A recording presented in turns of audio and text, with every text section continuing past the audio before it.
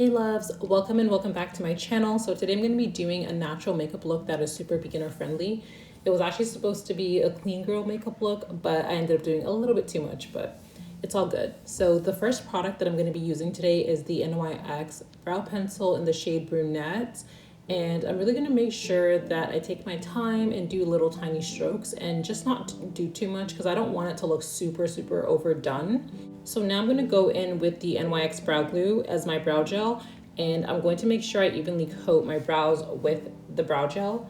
And then after I do that, I'm actually going to take a makeup spatula and flatten down my brows. I just like it to have that nice, clean, laminated look. And then I'm going to conceal my under part of my brow with the LA Girl Pro Concealer in the shade Toast.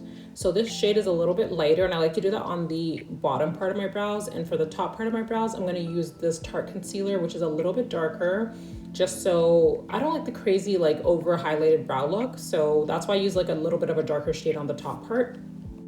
So now you really want to make sure that you take your time and blend your concealer. We really don't want to see that separation between the concealer and the foundation once we apply the foundation. So make sure you take your time and blend that out.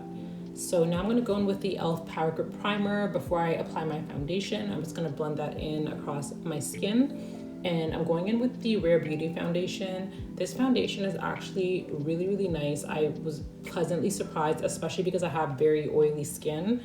And I don't think I could get away with this in the summer, but luckily it's winter, so I feel like this is a time to use like a hydrating foundation if you have more oily skin. But I really love the finish of this foundation. I feel like it blends out so well, and I really like that it has more of like a skin-like finish. So now I'm just blending out the foundation on my forehead, and next I'm going to go in with the Tarte Shape Tape Concealer in the shade 57S Rich Sand. That's the same concealer shade that I use to conceal my brows. And this is a little bit darker than the normal concealer I go in with, but I want it to be more of like a natural look. So I'm probably gonna brighten it up a little bit later, but just to start off, I like to do like a darker shade just for a more smooth and even blend. So I'm blending that out with my Real Techniques concealer brush. And now I'm gonna go in with the Rare Beauty liquid highlighter. It's in the shade Reflect, and I think this highlighter is so pretty. I'm usually not a fan of liquid highlighters because sometimes they can be a little bit hard to blend out, but this one blends out so smooth, and I feel like it pairs so nicely with any powder highlighter that you add on afterwards. So I'm just applying that in all the areas that I would normally highlight. And now I'm going to go back in with the Tarte Shape Tape Concealer. This time I'm using the shade 53S Deep Sand. And this is just to kind of brighten up the concealer more because I feel like the other color was more closer to my skin tone. So I'm going to blend that out. And once I blend that out, I'm going to go ahead and use the Laura Mercier translucent powder with a powder puff. Ever since I started using a powder puff to set my under eyes, it has literally been a game changer for the way my makeup look turns out. I'm never going back. I will never ever use a brush to set my under eye again, or a beauty blender or anything. It's literally a powder puff till the day I die.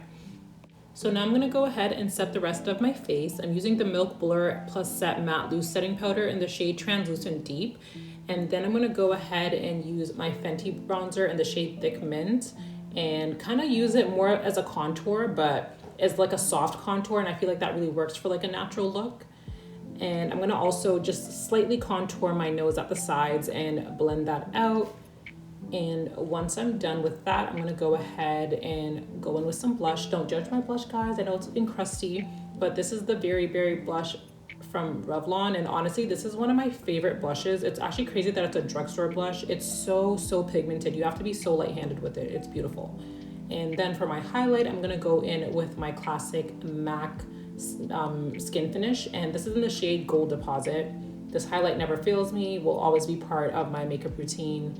And I'm gonna just go over the areas that I already used the Rare Beauty highlighter. And now I'm gonna go in with some powder around my lips because I wanna try this trend to see if it helps your lip liner last a little bit longer.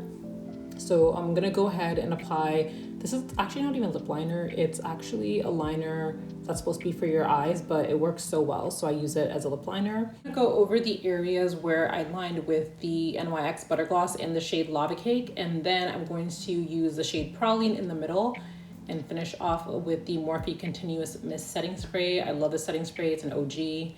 just melts everything together beautifully. And that is the finished look, you guys. I was so happy with the way this makeup look turned out.